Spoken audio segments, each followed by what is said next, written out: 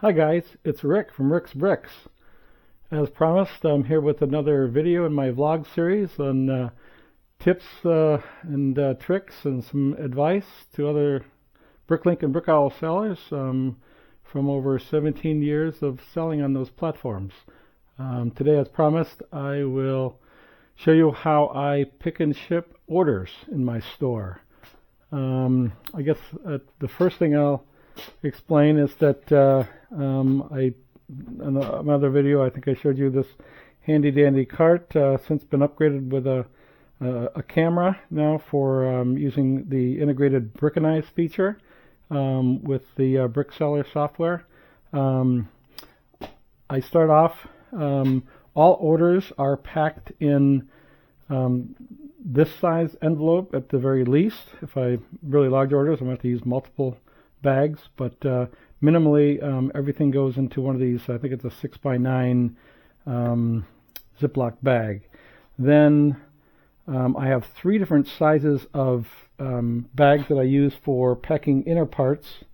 One is a small, I think it's a 2x3, and then there's a 3x5, and then I forget what this one is, a 5x10 or something like that.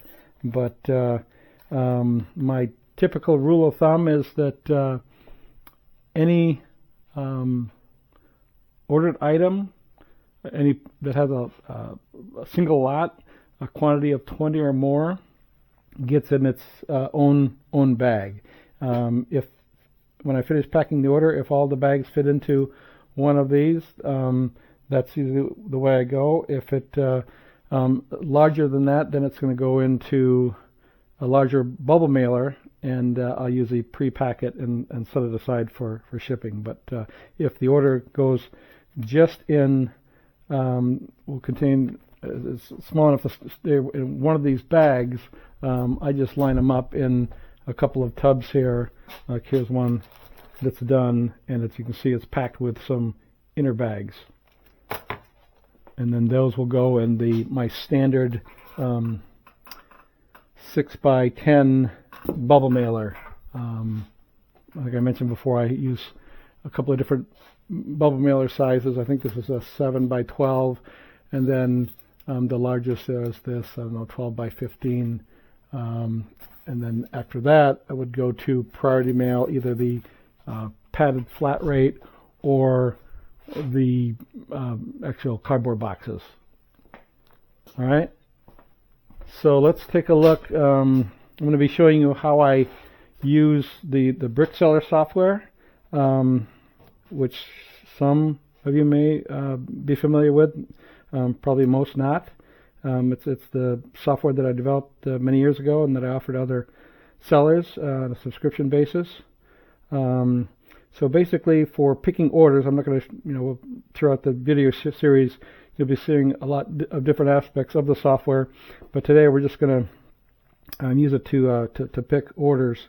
So to do that, you go to the Orders tab, and then you don't need to enter any other filter criteria. If you leave out everything and just say that you want to just look at received orders and hit search, it'll basically show you only those orders that need to be picked based on status, different statuses between BrickLink and Brick Owl. So as you can see here today, I've got only two orders, one BrickLink and one Brick Owl. There are a total of 49 lots, total quantity of 742, total shipping cost is $13.64, and the total, which is the net total, not the grand total, it's the net total of just what the parts total comes to, is $81.42. So, and to the way over to the right, there's a link to go into the picking process.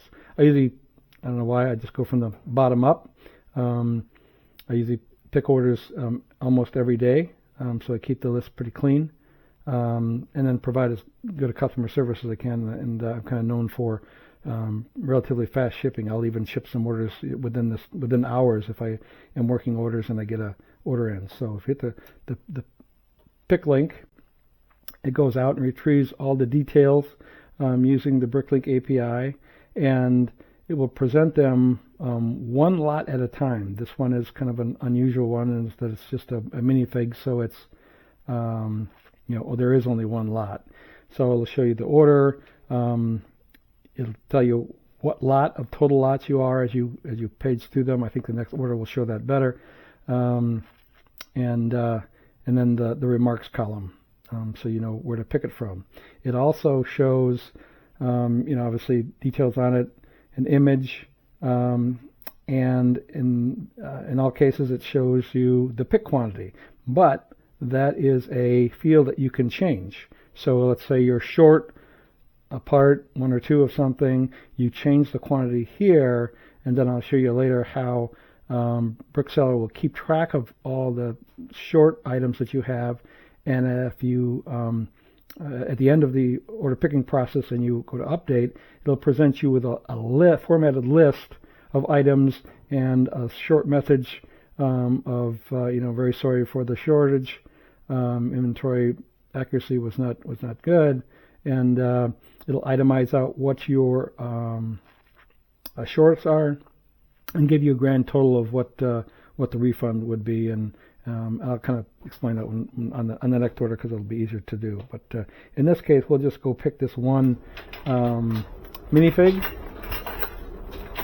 It's in 09 AE13. So AE13 is up over the top over here, and looks like it's a SP space, looks like 132.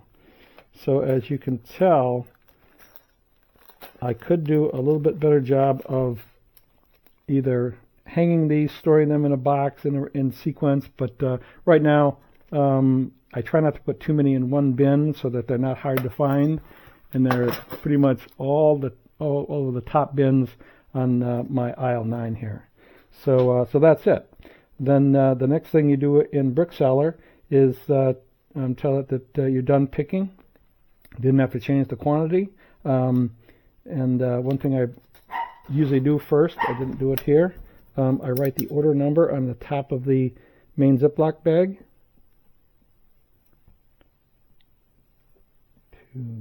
2319. And then I go and update the order, which will update the order status to packed in BrickLink, or in case it's a Brick Owl order, so it updates the order to processing status, both in Brickseller and on whichever marketplace the order is from, BrickLink or Brick Owl. All right, so that's it. It says order picked with no missing parts. If there would have been missing parts, it would have given me this list, and we'll demonstrate that with the next order. So now we go back to the list, and that one has been taken off the list, so we only have one order left to pick. Usually I take this one, put it over in the bin in line here, and then proceed with the next order. I have in my software some things that are only for my use, and this is one of them. Based on the shipping costs, I just kind of give myself a little heads up that this is a priority mail, or the requested priority shipping, USPS priority mail. So then I just usually write a P up here so I don't miss it. Come back, dismiss that, write down the order, 2202 8494. At one point I stopped writing all the numbers and only just wrote the last 5 digits because the BrickLink order numbers are getting so large. However, I had somebody complain because they didn't know which order it was within their list. So I just continued to write out the whole order number. So in this case, you can see this one's going to be a little different. There's 48 lots. And what Brickseller will do is show you the lots in each inventory location at a time. You notice in this case, remarks is blank, and that's because these are all stickers, and they end up at the as the first thing in the list, and those are all stored in the file drawer. I have different folders for different stickers. I've started recently putting remarks in some of the new stickers because I started a new folder naming system. I've done something with my stickers that I think I said in the first video that it's kind of a no-no, and I've never changed it for my stickers up until recently. I actually have folders that are for different ranges of set numbers. But like I say, I'm getting away from that and just labeling my folders as 99A through 99 whatever, and that's partly to keep it at the end of the picking list because my file cabinet is right there, which is really at the end of the pick path. So as we scroll through, you'll notice that everything else is in the order of the pick path. But let's go and pull these. I'll back up a little bit. We'll go pull these sticker sheets. 75, 965. So there's a folder for 75,000. And now we hunt for the sticker. And this is where things get a little more difficult. I started bagging them up and labeling them. That works okay, but I'm curious how everybody else stores and catalogs and has a way of more easily looking up this. So it looks like this is the one. In BrickSeller, if you want to see a bigger image, you click on the, and it'll actually take you, open up a new tab and take you to the big image page within BrickLink. So that looks like it's it. I can dismiss that.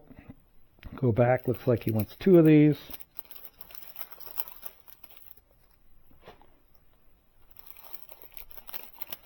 And this is one of the reasons why this little baggie is a little bit of a pain. This one's not so bad. So we got those 2. It looks like that's it for this folder. 43,000 folder. Next, which I don't think I have a 43,000, and those go in the 42,000 because there are so few of these. I just have to kind of page through it. Oh, that looks like it's it right there. Yep. Set number on it. There's only one of those, so I'm going to trash that bag because I don't do that anymore. And then, last but not least, 42, and then I've got the one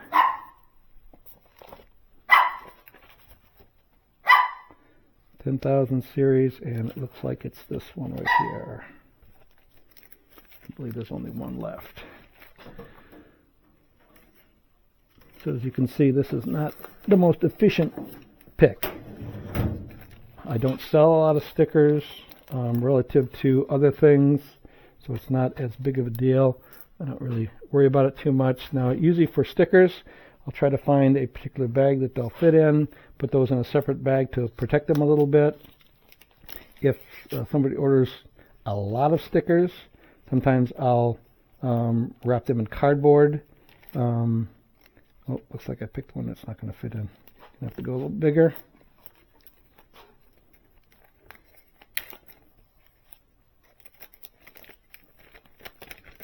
And then that will be a little more protected from the other parts that will be put in the bag. So that's it for the sticker sheets. So now you just click to the next lot. So this will go and start off in my normal pick path, starting with aisle 4 all the way through aisle 9. So in this case, we're looking for AG06, and he wants 8 white of this plate 2x2 corner. 3, 4, 5, 6, 7. Alright, so this is the other thing that I usually do, is I keep this tub handy on my picking cart, And rather than keep leaping through them, I dump them out, make it easier to find, and dump them back in. And then I start putting them in cups, and I try to keep, again, anything that cup would have been 20 or more, it would go into its own bag. I try to keep about 3 different sizes, general sizes, really small parts. I usually always put those in their own bags so that they don't get mixed in or lodged in with other larger parts, because I've had that happen in the past where a buyer will email me and say, you know, hey, I shorted him on this part, and I either refund him or send him more, and then days later he says, oh, I found it, it was stuck inside another part. So to kind of prevent that, do almost the same thing that Lego does with their set packaging, and package up all the parts in a smaller inner bag. All right, so now we just go next. AH03. It looks like we've got 2 of these. So since this is quite a large part, I'm going to start a separate cup with those, and then continue on. Once you have one of the buttons highlighted, you don't have to necessarily click it. I just start hitting the Enter key to move on to the parts. So 04 AI12. So now we got something we have 20 of. I can't get the drawer because it's so packed full.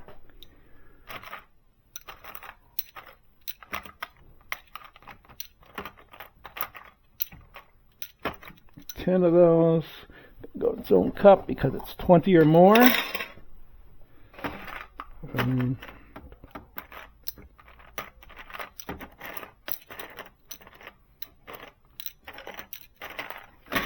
20. And that won't fit into a medium-sized bag, so I'll have to go into the largest inner bag. If I would have to, I would just use more of the bigger bag. And this is a pretty big order, so we'll see. We might have to do that. All right, on to the next lot. Now we get into some of the really small stuff. AM09. AM09. 10 of these bad boys. So I'll start another cup for the really tiny pieces.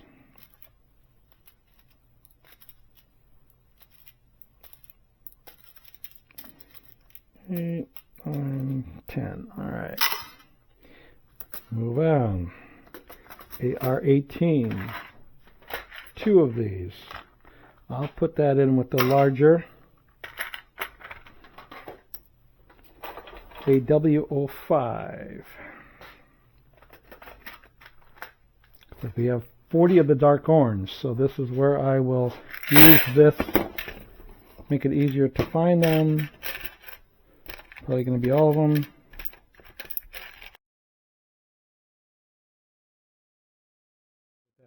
$40. I love it when the inventory accuracy is perfect. That's what everybody strives for, but I think everybody's aware that it's impossible to be perfect all the time. And that's one of the reasons why I wrote that into the BrickSeller software, to allow you to decrease the pick quantity and have it keep track of your shorts. Because if you try to do that manually through a large order, you know, you have to sit there and write them down on a piece of paper or something, and it's just, why not let the software do it for you? Neck BI 11. Try and clear 20 of these. I'll get its own bag. And clear parts are best to keep in own bag anyway, because they can be hard to spot and hard for your buyer to separate out from the other parts in the bag.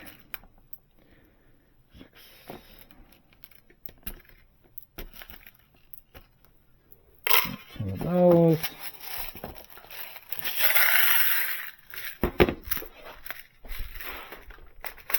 And for this, I can use the really small bag.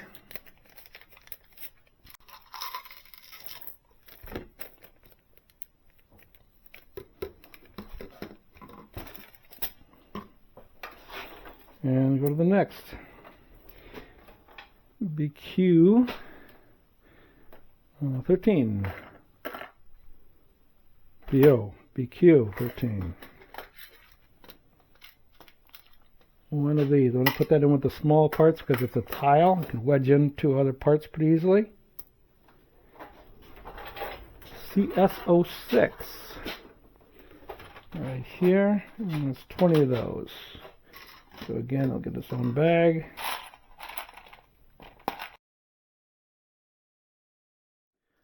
Something I always do, even if I know they order everything that I've got, when it's pretty obvious, I still count them anyways, because your inventory records may show that you've got 20, but you may not, and it's best to good customer service to let the buyer know ahead of time, which that's one of the reasons why I do it the way I do it, is that I have a lot of buyers giving me praise for letting them know up front that I'm short some items rather than just shipping them the order and maybe sending them a refund at the same time and just assuming they still. I always give them the option to cancel the order, even though 99.9% of the time they'll take the order, and in many cases they even say, don't worry about the refund, it's a couple of pennies or whatever. So buyers are very forgiving, but I think it's the communication is the key.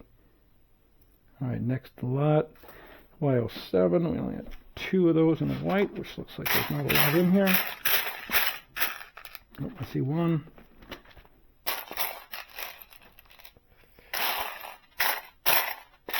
Yeah, I might be short one. Nope, there it is. We'll go in with these guys. Medium-sized parts. And 100 of these. All right.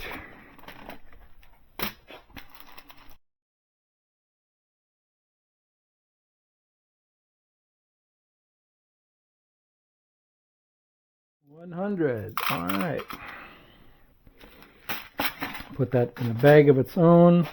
I think that'll fit in the medium-sized bag. Sometimes I guess wrong.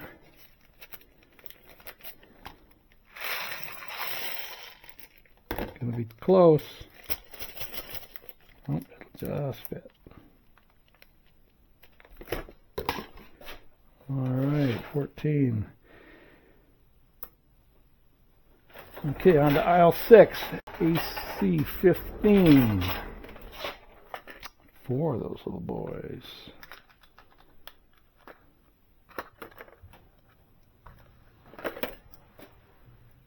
It's amazing how many parts I have that I've forgotten I even have until somebody orders them.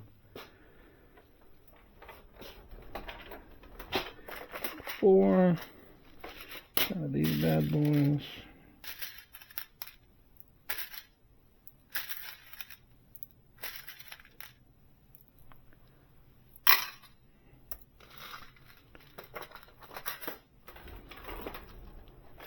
Maybe 12, 20 of these. These count. 20 of those.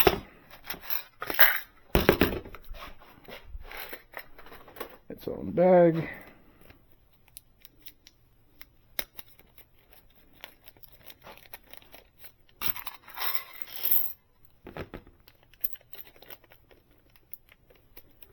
Now I know that some of you, when you fill orders, you go grab the lots and bring them back to a desk and then count them out there. I just find this to be a little more efficient. Using the cart to go to where your parts are. I think a lot of other sellers will still do this as well. All right, just one of those saxophones.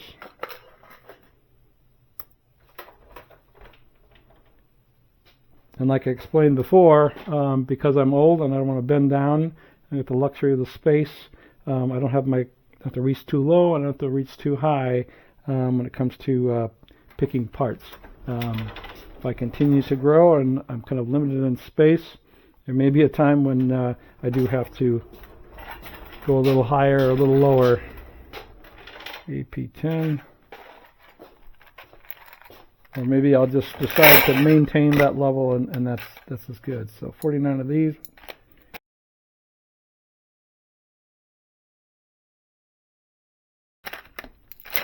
And 49.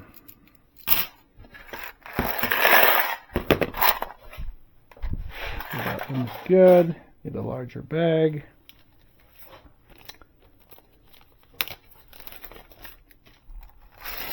This is probably going to go into a priority mail flat rate bubble pack. 6, 34 white.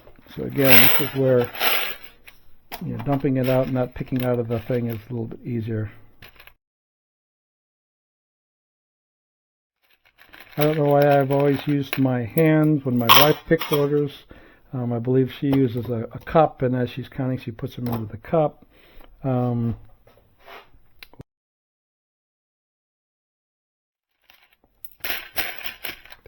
is that the count? I think it was.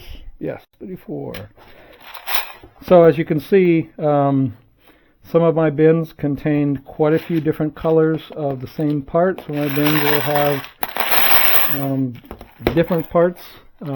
This was the way I used to do it, and then as things grew, there probably are some of these in enough quantity that I have in other bins that I will, once I have a large quantity one, I'll usually separate that out to another bin later.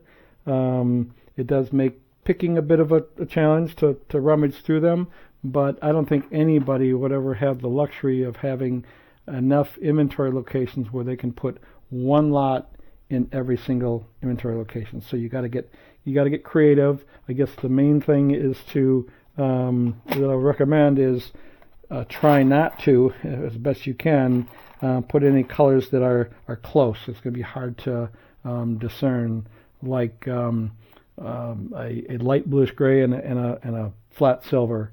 Usually lighter and darker combinations. You want as much contrast as possible in the colors that you store in a single drawer. All right, let's get some medium-sized bag.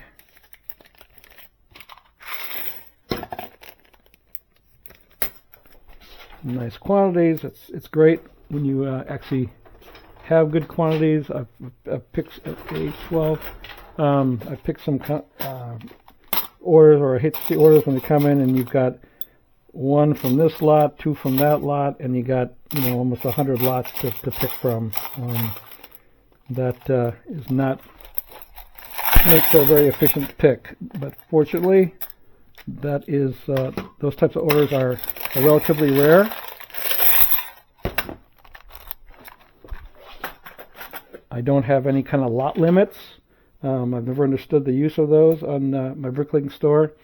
And I'm not sure if I ever mentioned this, but my store has only a minimum order amount of $1. I used to have it at 0, but my wife convinced me that that was kind of silly because I was picking and shipping orders that cost more to ship. I always thought that it was goodwill. And eventually it would result in larger orders from some of the same customers, but I finally had to admit, had to at least go to a $1 minimum. All right, next lot, K13. Okay, that's up top, and 20 of those.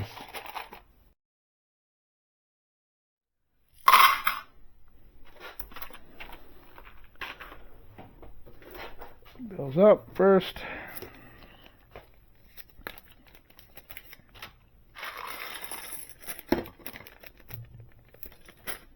So as you can see, doing it this way for certain orders, but it's nice quantities, so I don't mind doing it in a lot of bags, just to make it easier for the buyer to sort these out.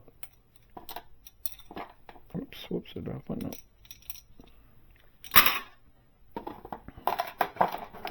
When I started, I used to throw everything in one bag, and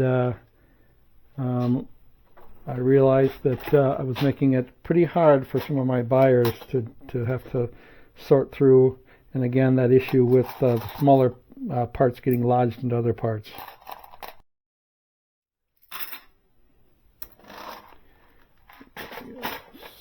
Six. These are hard to keep in stock. I just parted out something. Has whites.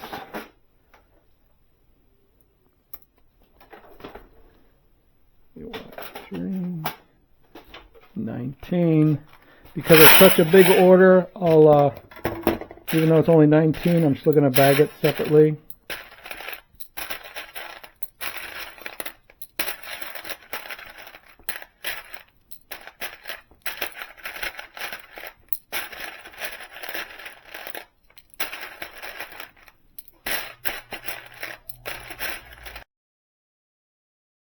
Double check.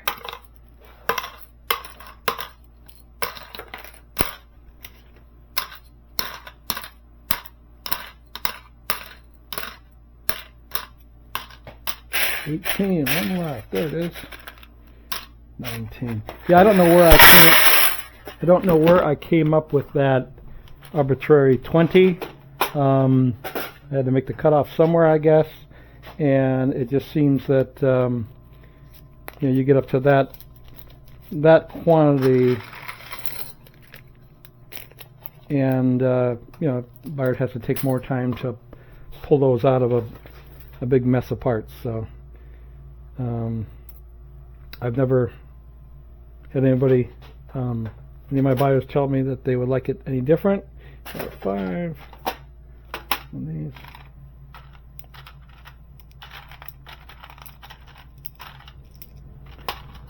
However, I have had occasionally a buyer that would say put everything in a separate bag, and typically those would be the ones where it's onesie, twosie, and a bunch of different lots, and I politely tell them that you know, that's just not going to happen.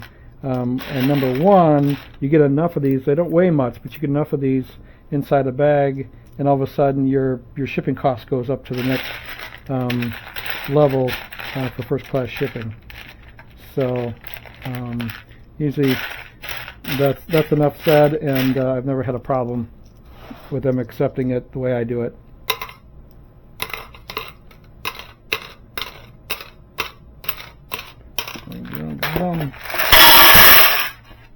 I shouldn't talk while I'm counting, I guess. I wouldn't have to count twice, but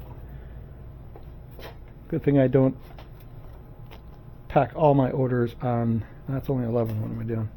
I'll throw those in with these. We're on this column a lot here. Only 3 of those.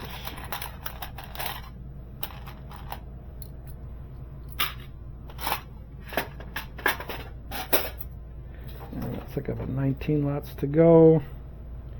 Y13 up top.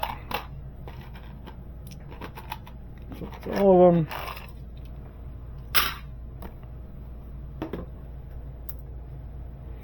Aha, minifig B13. 811. 811 right here. B14, 812. Be it right here. Only one. DC10. 16 of these bad boys. I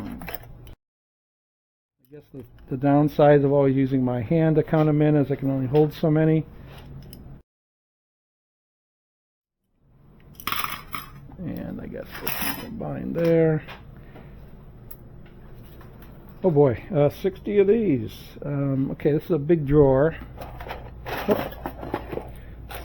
I'm not going to bend over. I'll bring it up on the cart. And I got to make a little room. That's 60 of these guys. All right, here we go.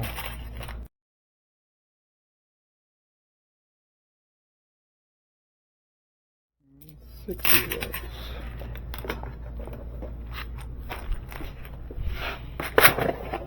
I always check back to make sure I've got the color right and the quantity right. I originally had the color as a separate column, but decided to combine it with the image to make sure that you know, you're looking at the right, looking only at one place for both, because there were times when I would look at the color of the part and not look at the name of the color, and just make an assumption based on the image, and some of them get a little close when it comes to things like light gray and white and so forth. There's actually more than you think that will throw you off by just looking at the image. So always double check the.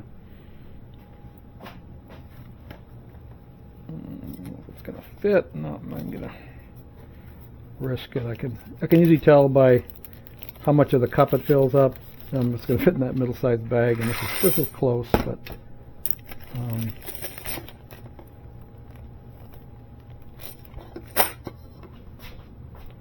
more important that it's just packed individually than the choice of the bag.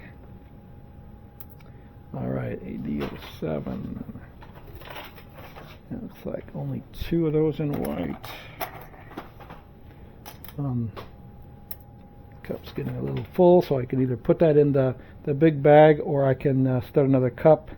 I think I'll put that in the bigger bag right now because we've got several coming up. So I'll usually throw the largest parts into the big bag first, and then if it still has room, I'll put the inner bags in there. Otherwise, I'll either keep them loose and pre-pack it into a bubble mailer. AE03, and 10 of those in white.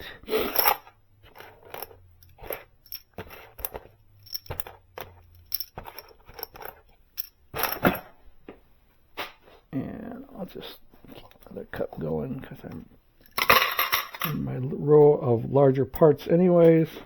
H07, 4 in white. I'll go here with those, relatively small, 4.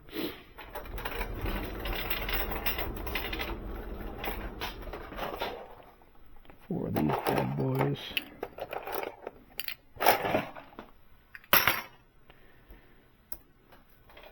P11, orange 10.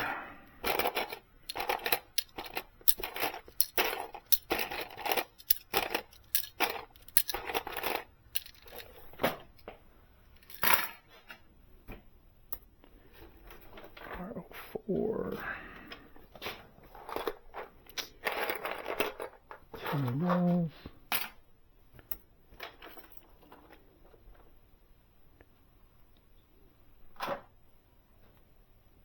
Oh, this was done in, okay, this is a good example.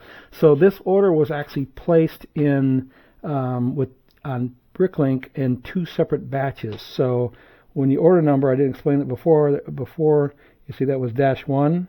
So now we've moved on to -2. I was just wondering why I'm going back to the beginning of my pick path, and that's because I do it within batch. I sort it out. I can't remember if there's an option in BrickSeller. I think there is actually on the settings page where you can tell it to do it the other way, where it's going to disregard the batch number and just do everything in the order of your remarks. But so up to you which way you want to do it. I prefer to kind of keep the batches separate. One of the reasons is sometimes I pick the first batch, order still open, and then they order more, and it's just easier to scroll through to where the next batch starts.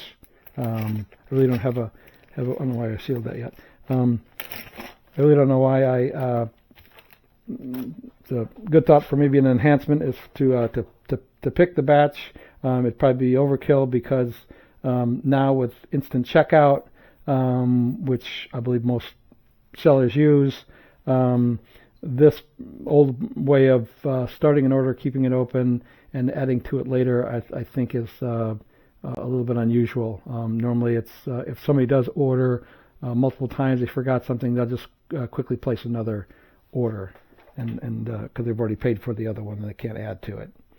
AG05, 10 of these.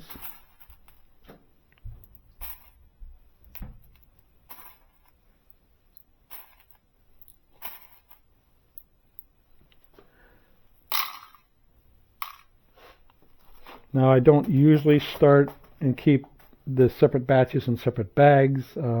It's really the same order. They just chose to, either they ran out of time or had to go do some more research to figure out what else they needed, and they came back. Having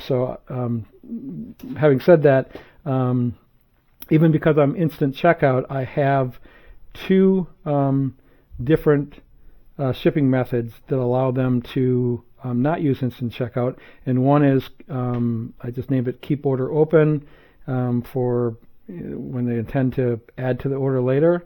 And I have another one that's just invoice after checkout if they really want to go the old school way and have me send them an invoice before they pay. I don't have a whole lot of use for of the invoice after checkout. However, I'll still see it with like new buyers. Maybe they're not set up for instant payment. I had one recently where he said he couldn't check out. Didn't find any way to pay. So I told him no problem, just use that invoice after checkout shipping method, and then I would send him an invoice, and then it worked out just fine. So I don't know what issues he had, but he was a brand new buyer on BrickLink.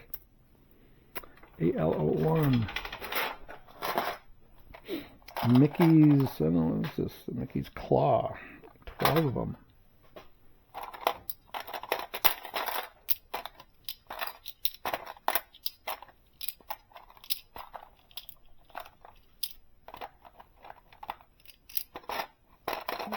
Hiding.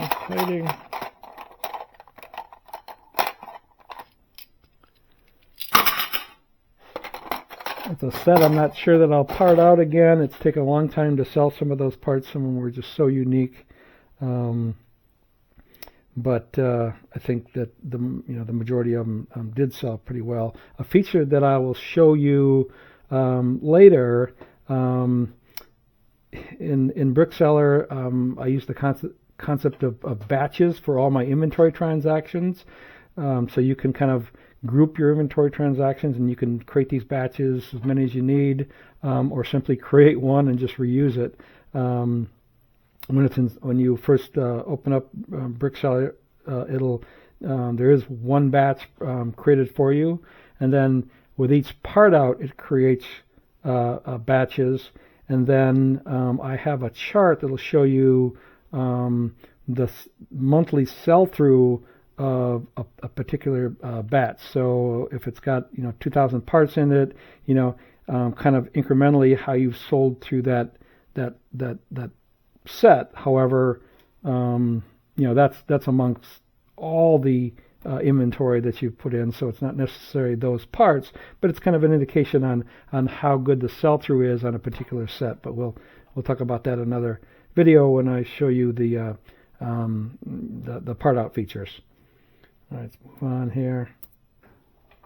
Oh boy, 100 of these. AE15. This has turned out to be a little more long-winded. I apologize. I didn't realize there's such big quantities in this order.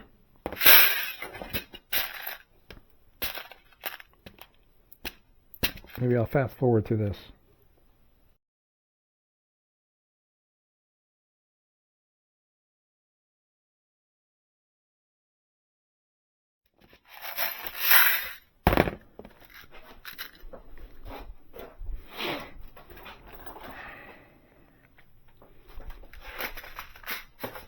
Okay, bag that one up. It's going to do with 100 yellow taps, but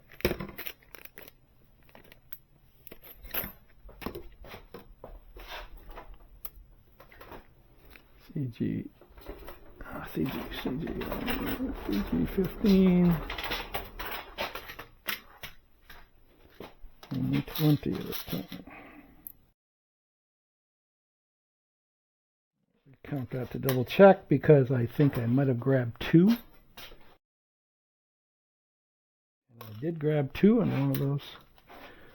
So that's why I double check.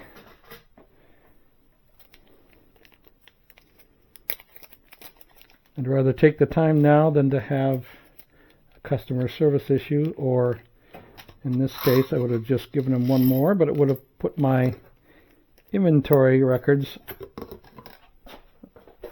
made them inaccurate. Aisle 6, AO2, 12 of those.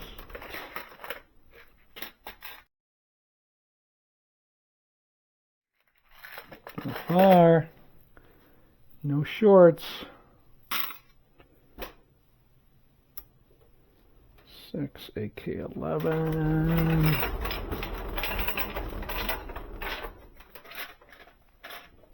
Two of those in red. I probably shouldn't put these big discs in this small. They should be moved to another inventory location. Probably the next time I get some more, it'll have to be moved. Two of those. Oh, 2, 8. Okay, 11. There's my dog wanting some attention. This is my dog. One of my two little dogs, Tank. He's my favorite. He comes down to check on me several times a day and demands a little attention. Sorry, Tanky. Middle of filling an order right now. Probably knows it's getting close to the time for his daily walk. However, it's raining outside today, so he's probably not going to get one. Back to file 9. The Thor, Thor seems to sell pretty well. I remember picking this one quite a bit. See, 14 and 15, 15, one of them. And one more lot, 40 of those, 8I09.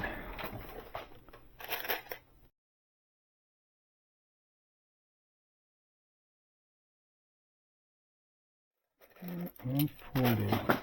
So as you can see, with a large order like this, the cart top gets pretty full of bags. If it gets too unruly, I'll carry some over to the table and then keep going. But this one was at least manageable. Oh, dropped one. I hate dropping one at my age. Get a bad back and it's tough to bend over. And where did it go? Right there. All right.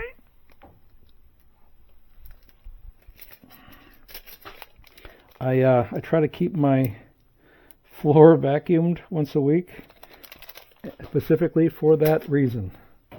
All right, so we're at the end of this order because there's no next button, and there's an update button at the bottom of the screen.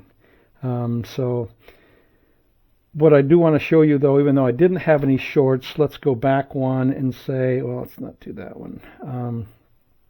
Yeah, that might be a good one. So let's say I had 6 of these, and then I didn't have the Thor, and that maybe I had 37 of these. So that's all you need to do is just put in the actual quantity picked, and then when you go to update the order, it's going to compare all the picked amounts to the ordered amounts and give you this formatted little. So basically my inventory records were inaccurate. I no longer have the following parts, and then it lists out them. I added this I only have because for some reason this wasn't clear to some buyers. They would still say, well, how many do you have?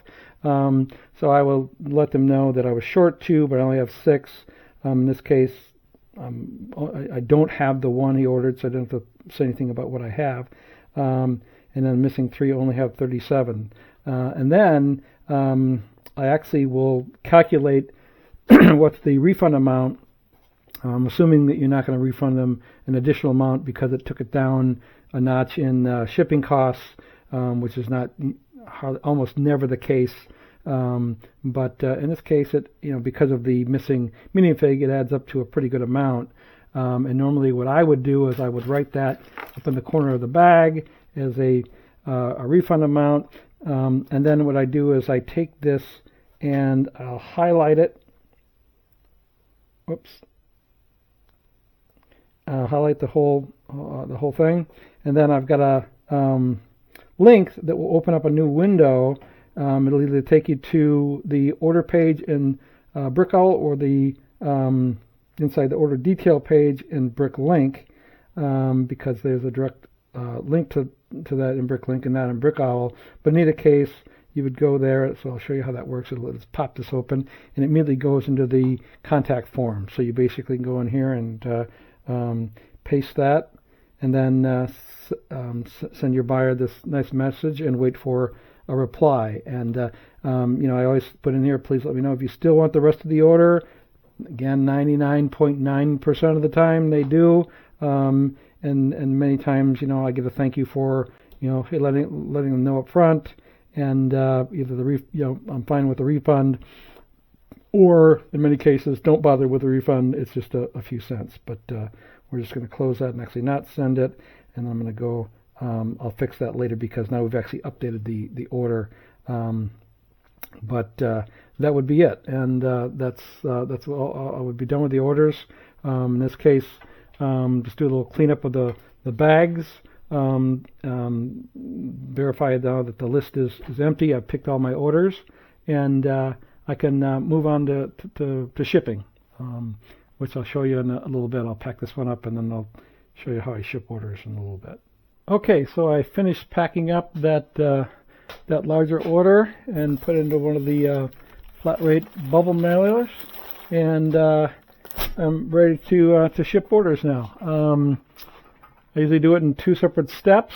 If I have a lot of orders in a given day, I might do 5, 6 orders, and then take a break and sit down for a while and ship those out, and then go back and pick the rest and come back and ship the rest. But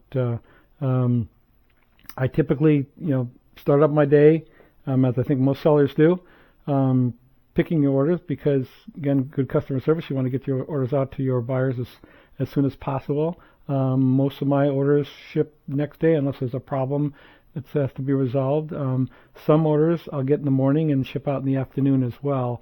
And I usually get some pretty good praise from some of them for that. Must be a little unusual, but I think that's very important. I know some sellers say I only ship on Mondays, Wednesdays, and Fridays, and that's fine if for whatever reasons that they can't get to it. But in my case, now that I'm retired from my day job, I have the luxury of most days having the time to come down and spend more mornings, and that's usually what I do. Is I work Legos in the mornings, and then I have my fun in the afternoons.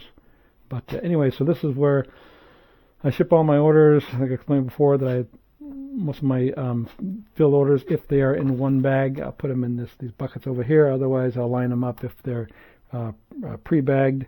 And then I don't have really any shipping features within the BrickSeller app because I've never thought it was worth it. There's so much you have to do between the marketplace websites themselves to ship out orders, send messages, interact with your payment processor. In my case, I do, and up until recently, when I say recently, about 2 years ago, I started instead of just only allowing payments through PayPal, I opened up a Stripe account, and so now I offer payment through PayPal and Stripe on both platforms. So typically what I do is I go and refresh the list. This one's already been refreshed, so you can see that BrickSeller has marked the orders as packed, and this on BrickLink and then Brick Owl. I did notice I just had another order come in while I took a little break, and so we've only got, I had an order that I processed before that was sitting in here already, and that is marked as processing, and the one that we just picked on camera was this order right here, and now it shows processing. So they don't both marketplaces don't have the same statuses that they migrate through. So I just chose to use the process. I think there's a process of processing on Brick Owl. Never understood what the need for both of those was for, but eventually the last status that I put an order in is shipped, and then I allow the buyers to do whatever they want to do, if they want to mark it as complete or I forget the other one that sometimes they use. But after that point, I'm kind of done with the order, unless I hear something from the customer that there was an issue. So I don't know why also that BrickLink orders that are paid for with Stripe are automatically captured within Stripe. Orders I get from Brick Owl are not captured, so you have to go into the Stripe payments under the uncaptured orders and capture those. Otherwise, you'll never get the money transferred to you, and I think you've got a limited amount of time to do that. It must be the way that Brick Owl set up their interaction with Stripe versus BrickLink, but I wish they'd get on board and if somebody is out there is a little more familiar as to why this is, please post some comments and let me know why that is. I've never quite understood it, but typically I'll start out with looking at the payments first, and so I'll look at my PayPal payments. In this case, I've got these two here, one for I think the order that was picked yesterday, and one for the one we just picked, the large one over in the padded flat rate envelope there. So shipping labels, I think I mentioned in my original or my last video, I use these 2 per sheet labels. I know a lot of people do smaller labels with a label printer. I started with these. I just stuck with it. This Brother LaserJet printer here, the ink cartridges are extremely cheap, and I maybe go through one in every 6 months. So it's a tank. It's really held up well. I've had it for the entire time that I've been operating, so it's been running for 17 years. So it's a good printer. I'm not sure if when it goes out if I'll be able to find one again, but cross my fingers I won't have to do that. Every once in a while you get a jam up, it pulls through 2 labels, but I do, after I use, and like in this one I've already used one of the labels of the 2, that's why I stack them up here. When I do about, a small stack at a time, when it runs out, I flip them over and I use the other one. Sometimes those are the ones that jam up because of the fact that it's, got this slippery side and it doesn't feed quite right, but so that's pretty easy to deal with. So in this case, as far as purchasing the postage, I used to use the old PayPal one that was linked in.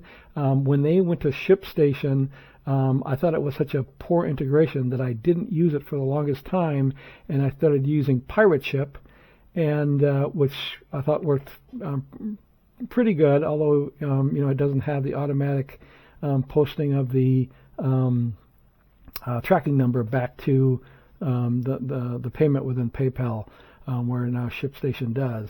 About a week ago, I had a problem with Pirate Ship taking either timing out or airing out, and I got frustrated, and I went back and I tried ShipStation with PayPal again, and was pleasantly surprised that I like the interface and I like the tieback. So now I'll probably only use Pirate Ship as a backup. So I can go back to instead of just marking them for ship, to actually clicking on them and say print shipping label and go into the actual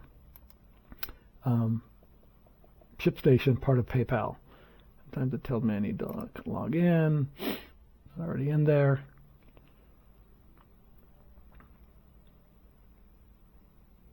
I do like the fact that they in ShipStation they verify and will normalize the address. I do like the fact that you can use several custom presets. I don't have a lot of them established yet because I just started using it, but I've got several here that I've already created.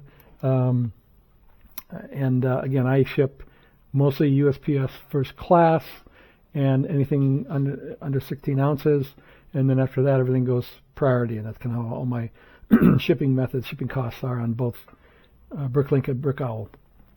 So if we look at this one here, this one had a short, so I have to refund $1.25, which I'll do. I usually do that after I have it shipped and send a little message with the refund, saying sorry again for the missing parts.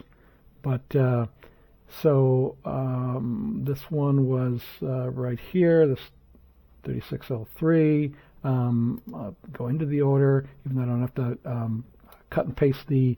That's the other thing about Pirate Ship. I used to have to cut and paste the addresses. Now I don't have to do that any longer. But I do open it up because I send them a thank you message along with the tracking number that you'll see in a bit. If I know it's something like this, I know it's going to be 3 ounces or less. But something like this, I'll weigh on my little scale that I've never quite liked, but it does the job. So that one is 6.4 ounces. So I'll go 7 ounces on that. It'll still fit in a standard bubble mailer. And I don't think I have a preset for 7 ounces. I won't create one right now. I'll just do this quickly. 6 by 9 by 3, we'll say. 0 pounds and 7 ounces. Get rates, normalizes the address.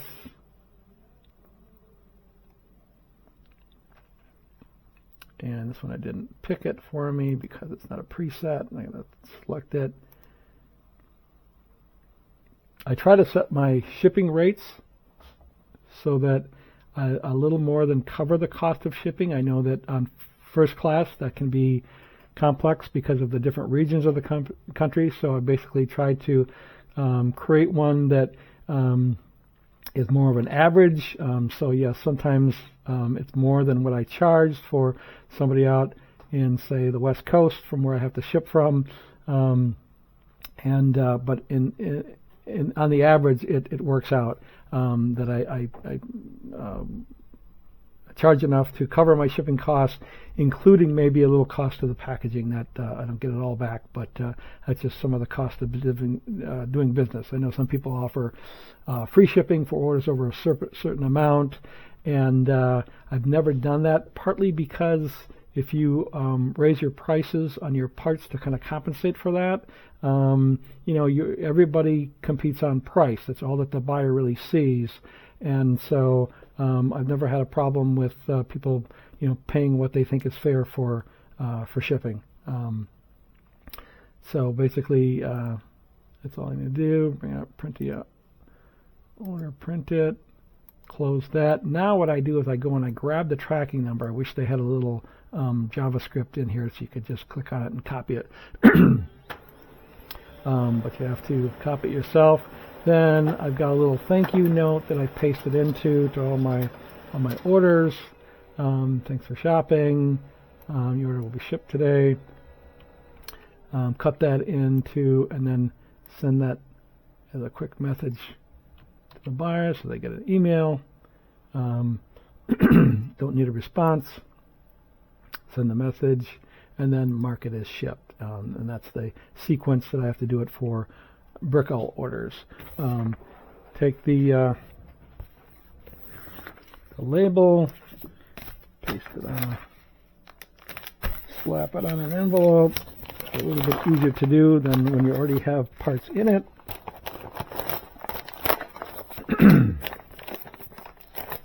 And that's it. It's ready to go off to the post office. I'm not sure if anybody's aware, but you can always ask the post office as a business. They'll give you one or more of these tubs. I had a guy who originally said, here, take 4 of them, and I've kind of whittled it down to the 2 I've got. I really only normally ever have to use one, but every once in a while I will fill one up if it's after a long weekend. I haven't been able to ship any orders on a Saturday. Monday I might get enough orders to fill one and need the second one. So that's it. From there I go back to, in this case, PayPal, see if I got any outstanding orders that I haven't. And see this one. Oh, I need to process the refund, so I'll show you how I do that. I owe them $1.25 for a refund. I don't like that the refund amount default to the total amount, because one time I hit enter by mistake and it refunded the whole thing. And then I usually leave them a little message, sorry. Oh, if I can spell.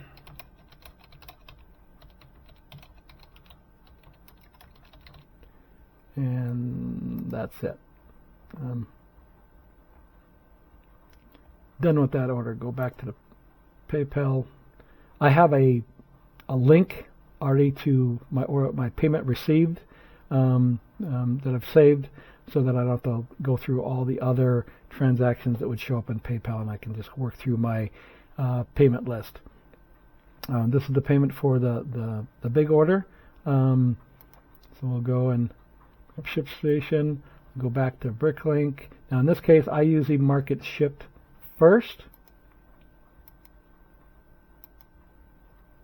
because it's done a little differently, and you got to do it from the list versus going to the detail. I do bring up the detail because I'm going to be sending them a message. Go back to oh, I did the wrong thing. Did it from the wrong. I wiped out my my Brick Owl orders, but that's fine. It's another link up here. In this case, it's the which is already in his list, the flat rate padded envelope. It's the only thing I don't like is he's got these two. If you don't see that one's express, you could easily select it by mistake. Formalizes the address.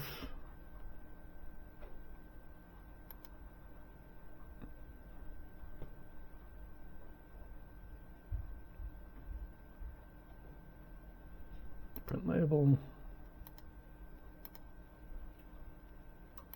Close that. Go get the tracking number. I know in Brick Owl and maybe even in BrickLink now, there's a separate place to enter the tracking number, but I've used this technique for a long time, and it seems to suffice. I never get anybody telling me, you know, hey, why don't you put the tracking number where there's a place for it.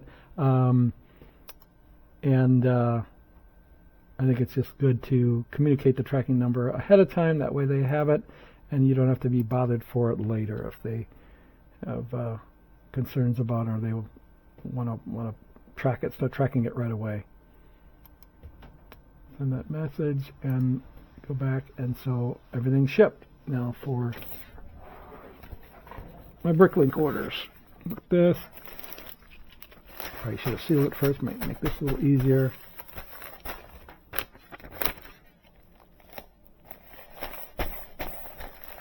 I like this kind of plastic. This kind of plastic. Sometimes they don't stick as well because depending on how they're made, they can be smooth. They can be really pressed into the the bubble packing on the inside. But I don't think I've ever had a problem with the label falling off a package, no matter what I've used. I think that's it. Those are two orders we picked today, and no, we got one more. Sorry, the small one. I have other things running on this computer. That's what keeps popping up. Some things to check some of the background processes that I used in BrickSeller that I'll explain on a future video. So let's go back. I think that was the last PayPal.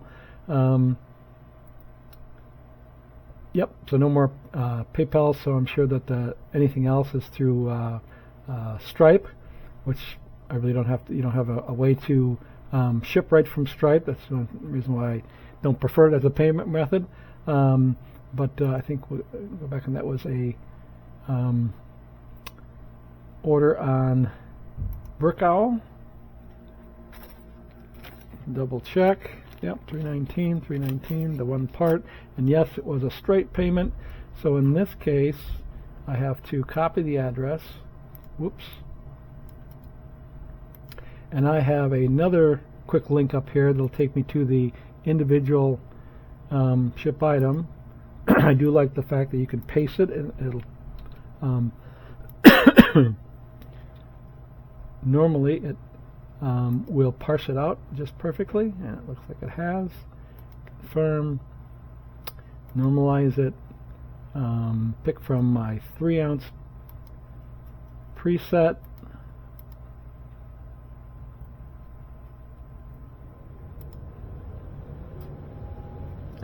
Pre-selected, so I didn't have to select it. The label.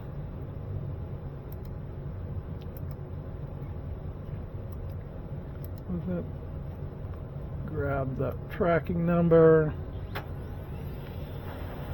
Probably needed it. I didn't need to do all these for you on camera. I apologize. This video's probably gotten a little long. Back to, I forgot what I was doing. I did that already, didn't I? Going back. Oh, back to the order.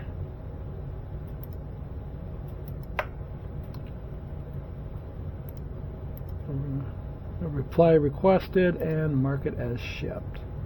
And I'll go back later today and pick this other order and get it shipped and out in the mail today as well. But